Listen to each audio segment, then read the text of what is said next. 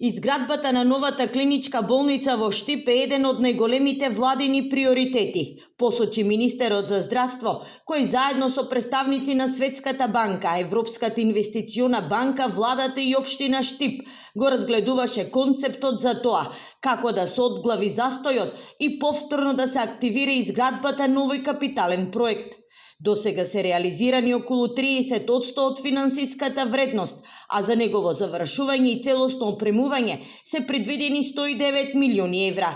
Во следните 2 месеци ќе заврши ревизијата на досега изведените работи, пошто ќе биде распишан меѓународен тендер за избор на изведувач. Ќе работиме со компании со меѓународна репутација и капацитет да ја завршат работата.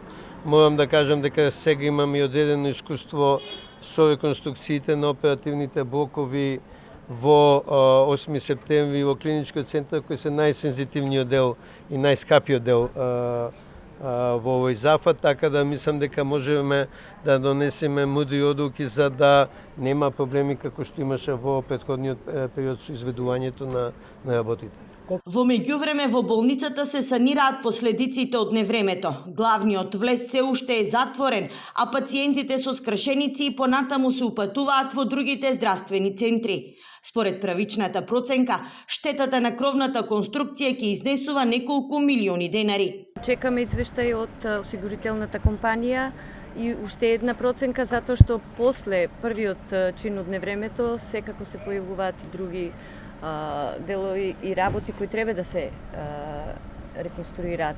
Тоа се однесува на кровот на третиот спрат, каде што е сместено ортопедското оделение и ортопедската сала, како единицата за интензивно лекување и кома центар.